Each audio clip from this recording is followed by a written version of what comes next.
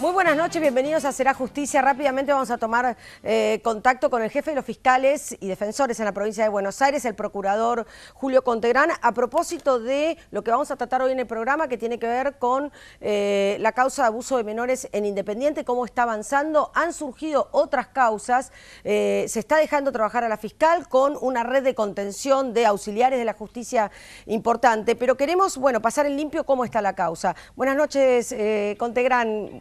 Lorena Maciel lo saluda.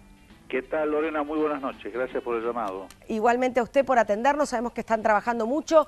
Lo que queríamos es poner en limpio la causa hoy, hasta dónde se pudo demostrar en la investigación que hay una organización detrás de los casos que se dieron como abusos sexuales en las pensiones, en los chicos que estaban en las pensiones de Independiente, porque en el lugar físico de Independiente no fue. Y por otro lado, ¿cuántos detenidos tiene hoy la causa? No está acreditada la organización, tal como lo habíamos anticipado desde el inicio, desde el comienzo de la causa. No hay una organización delictiva que esté preparada o que se haya armado para cometer estos delitos. Lo que sí hay son vínculos individuales entre los presuntos delincuentes, en la medida en que se va investigando, pero no una organización predeterminada para la comisión de los delitos, ni una estructura armada para ello, de manera que las investigaciones se vienen realizando a partir de la existencia de declaraciones de las víctimas y prueba que va corroborando esas declaraciones, y entonces en función de eso se avanza respecto de las personas que habrían cometido esos delitos, y por tal razón ya existen algunas personas indicadas en el carácter de imputados y se sigue investigando. La fiscal Garibaldi y su equipo vienen realizando tareas constantemente, de hecho hay operativos todos los días vinculados a esta investigación.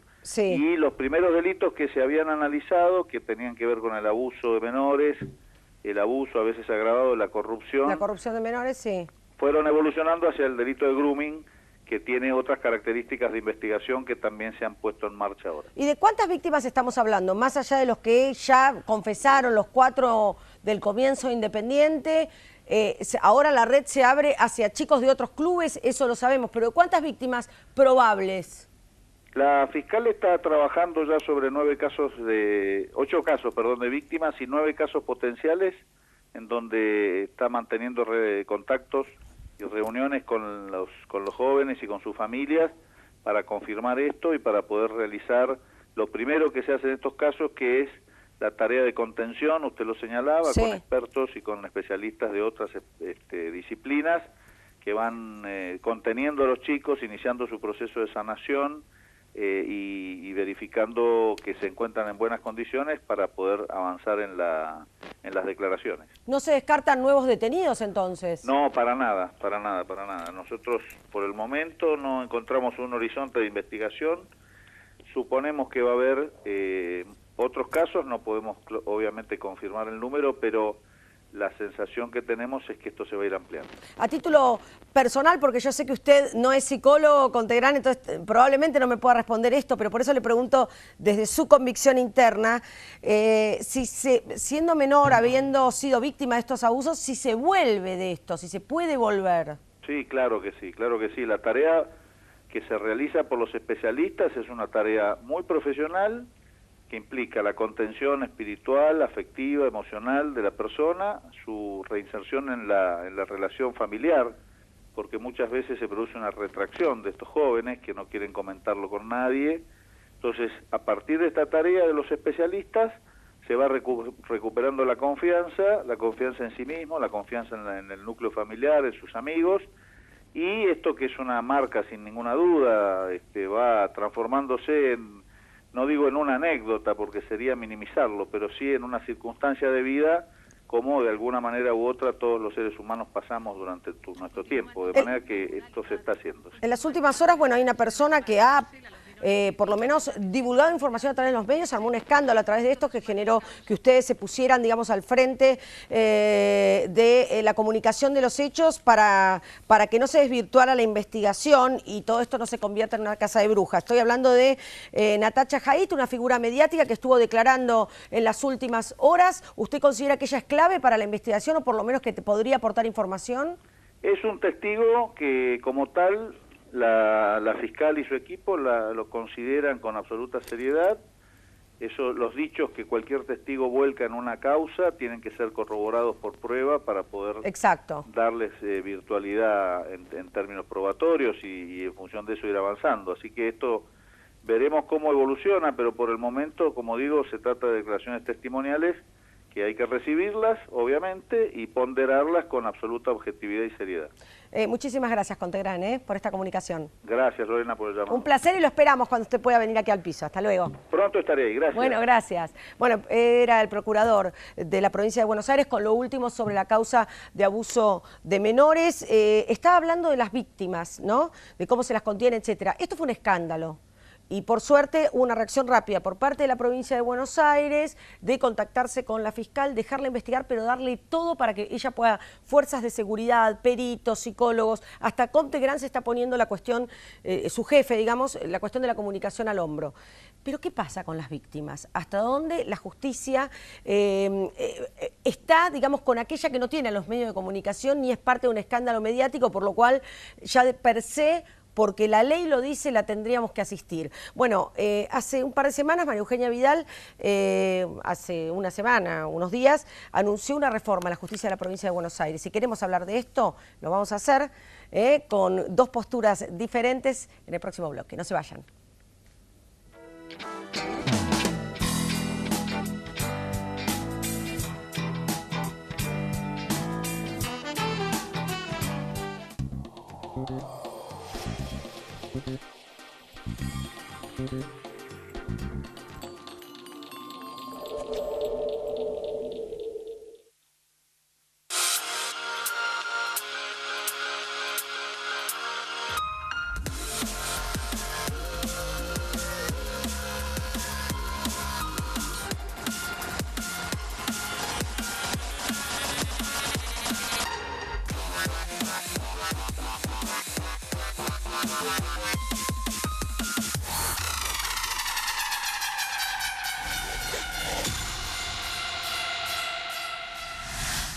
En Provincia ART, nuestro trabajo es protegerte en el tuyo. Provincia ART, la aseguradora de riesgos del trabajo del Grupo Provincia.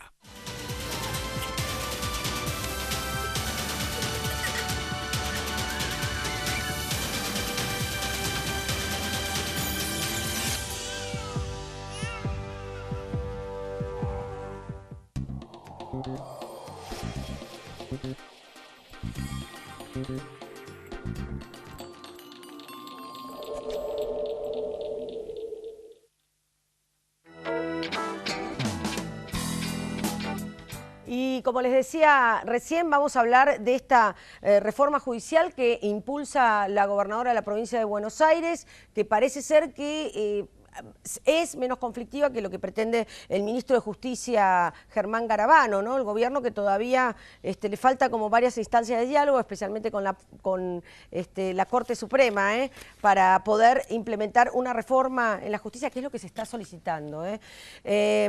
Vemos y compartimos algunos de los puntos que en el anuncio de la reforma judicial decía la gobernadora María Eugenia Vidal.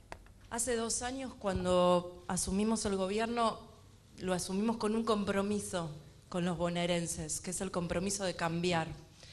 Y en ese cambio no había cambio posible si no cambiábamos las reglas de juego de la política y la forma de funcionamiento de esta provincia durante más de 28 años. Y en esa tarea cotidiana estamos, sin aflojar. Pero no había cambio posible, aún haciendo todas esas cosas, si ese cambio no llegaba a la justicia.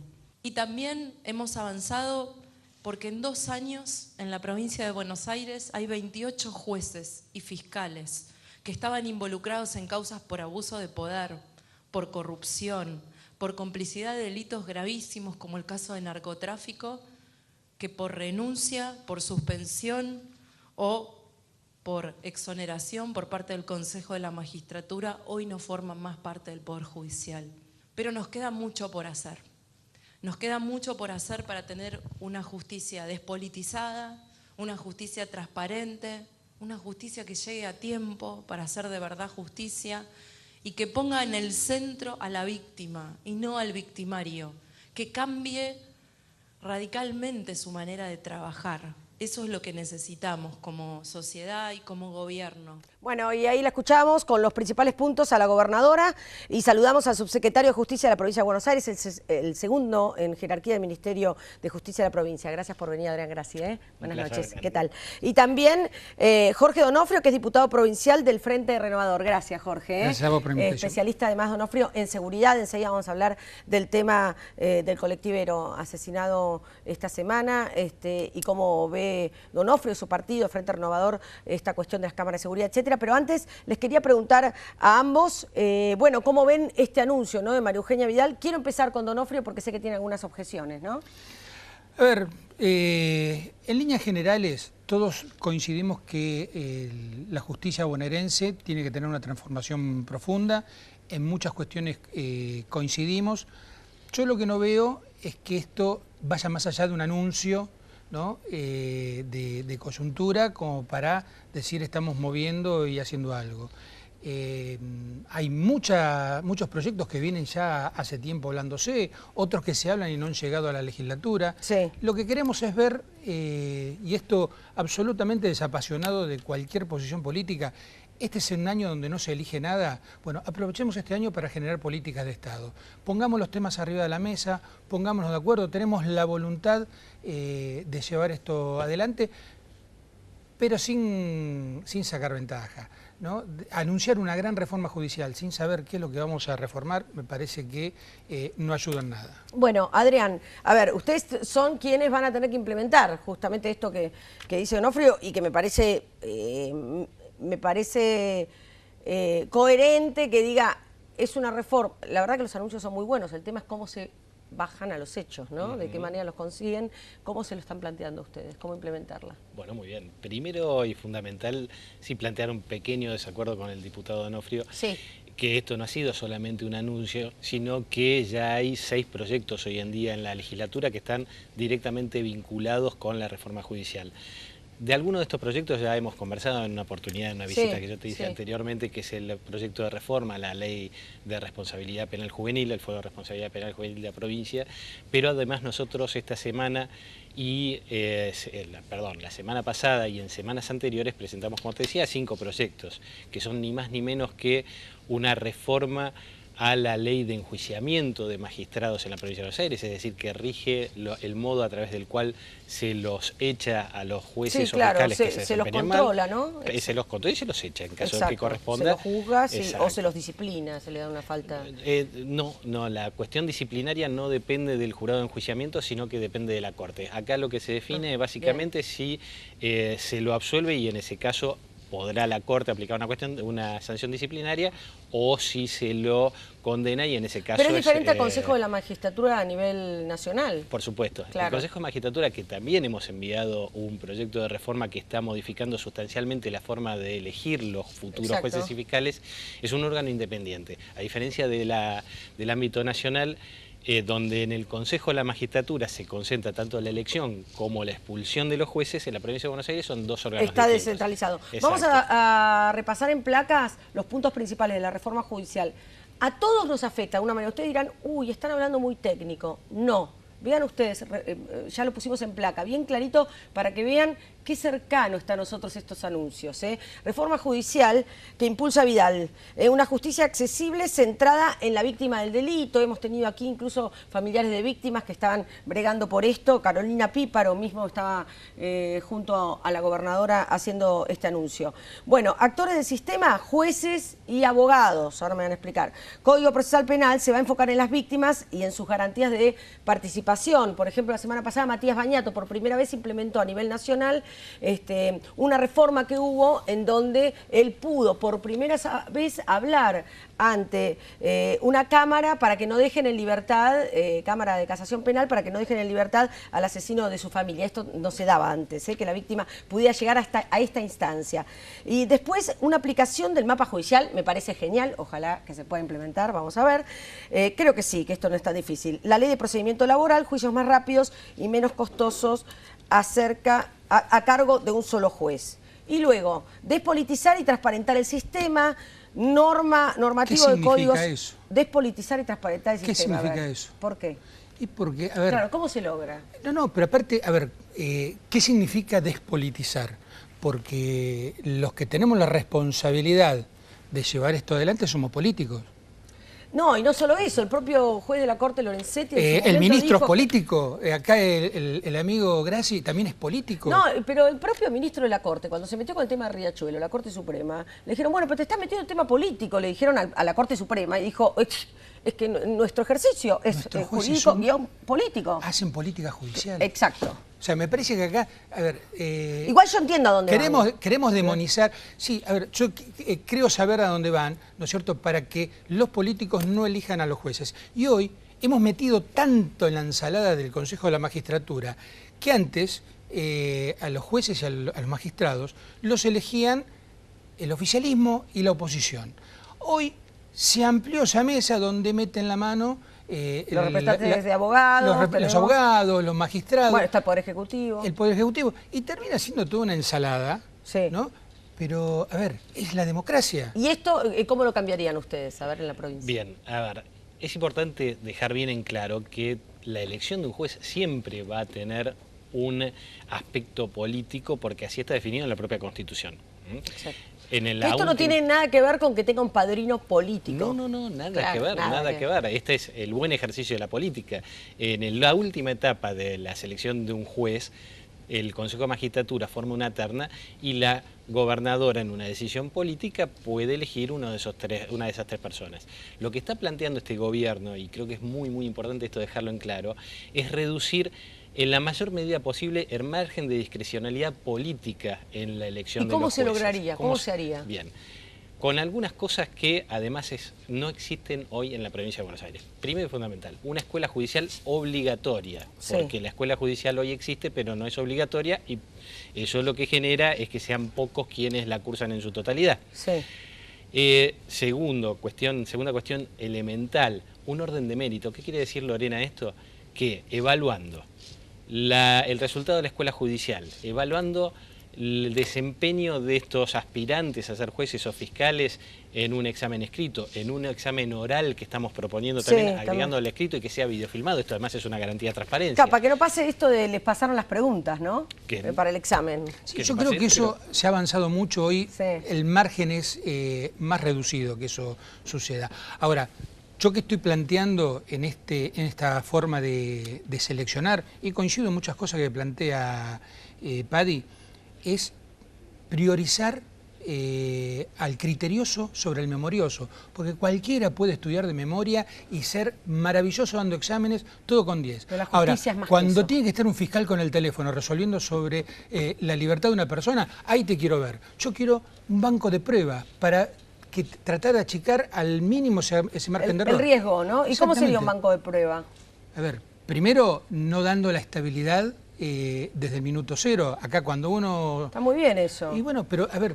¿Lo contemplaron eso ustedes? La estabilidad de minuto a ver, en Francia, por ejemplo, un juez de familia no puede fallar sobre cuestiones de menores hasta pasados 5 años de su ejercicio en el cargo, porque es una cosa muy importante fallar sobre menores. Acá lo que tendríamos que tener, una vez que es designado un juez o un fiscal, tener un periodo de prueba en el cual si no rindió, señor, dedíquese a otra cosa, porque acá, una vez que los designamos, es para toda la vida. Claro. Y tenemos vagos, tipos que no tienen criterio, o que se fuman y generan el propio criterio, ¿no es cierto? Y tenemos de estos 200 anécdotas de que fuerzan el código con lo que no dice. ¿no? Y tenemos la desconexión que tenemos de la justicia con la sociedad. No, eso es cierto. Y también, sí, a ver qué, Paddy. Porque ahí, a ver... Le dicen ¿sí? Paddy al subsecretario, por eso lo llamamos Paddy, pero porque todos lo conocen así. Bueno, Adrián, desde que nací, sí. realmente es así. A ver, nosotros ahí lo que hemos planteado es que esa etapa de preparación de la que habla Jorge se haga específicamente en la Escuela Judicial. Esta Escuela Judicial no está pensada como una nueva facultad de Derecho, sino que sea un lugar donde se le acerquen esos magistrados herramientas vinculadas a las técnicas y habilidades que va a tener que va a necesitar para ejercer su función. Sí, que contemplar a partir de trabajar en la justicia, que es diferente de lo que se puede contemplar y tomar en cuenta la formación en la carrera de abogacía. A lo que te agrego, Lorena, si me permitís. ¿Cómo no? La cuestión de la estabilidad es una cuestión sumamente delicada porque además se deriva directamente de la Constitución y está muy vinculada con la independencia judicial.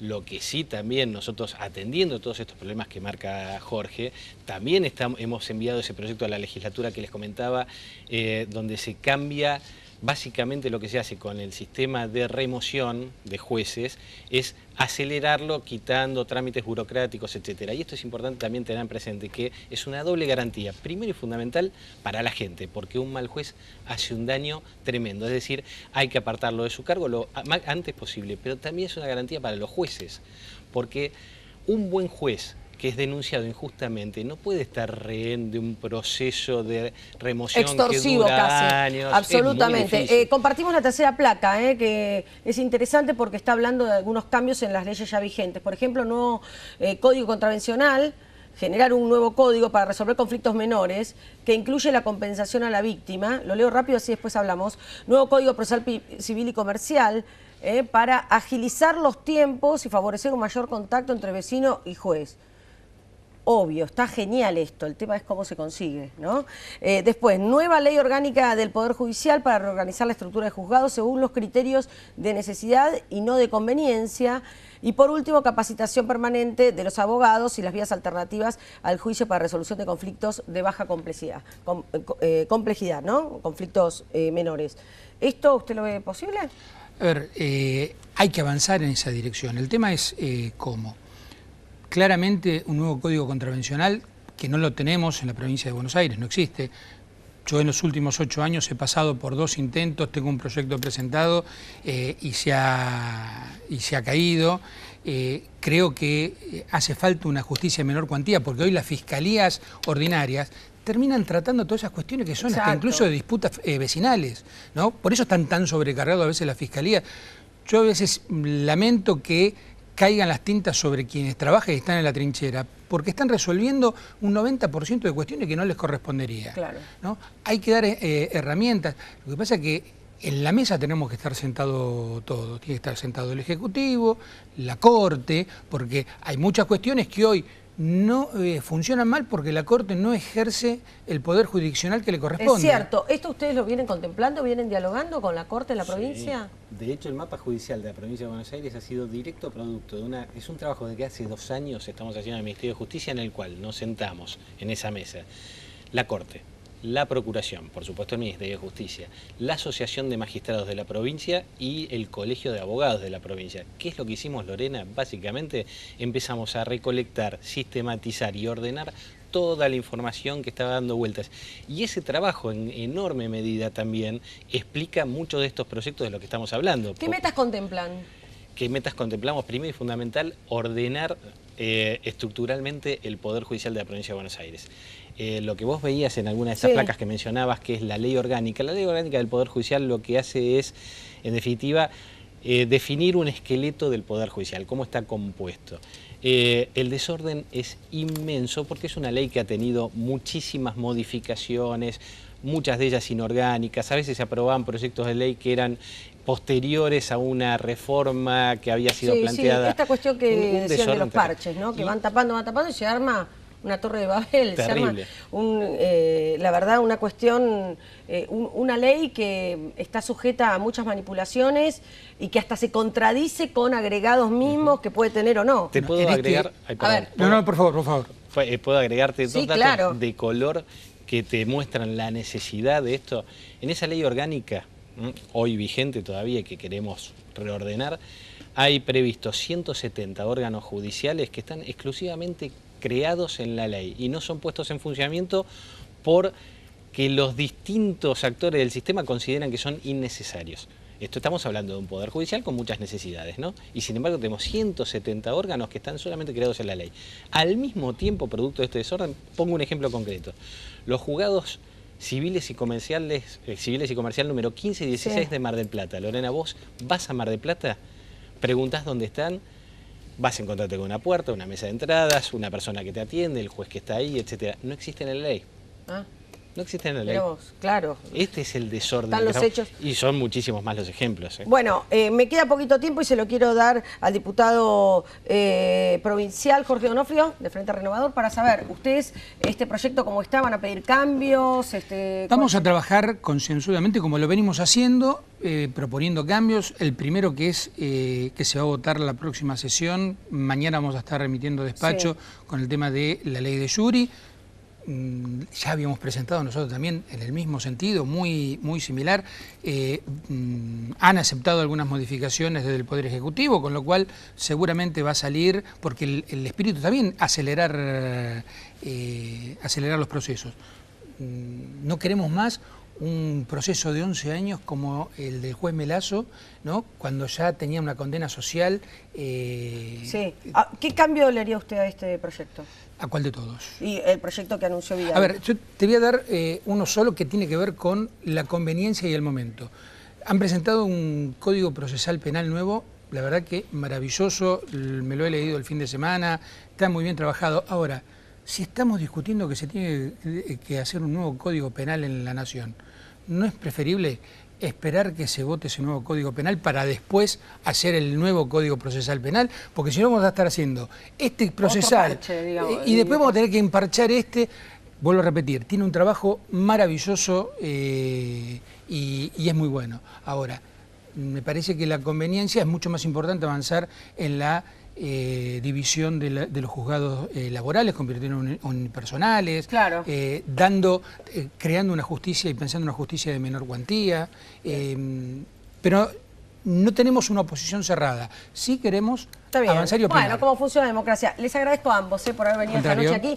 Vamos a seguir, este programa se llama Será Justicia y vamos a seguir este tema, por más que no esté en la tapa de los diarios, porque sabemos que siguen trabajando. Ojalá que todo sea con mucho diálogo y consenso, ¿no? que es cuando las leyes realmente pueden perdurar. Gracias a ambos. El proyecto que anunció la provincia de Buenos Aires lo pueden encontrar en nuestra página www.serajusticia.net. Chau, hasta la semana que viene.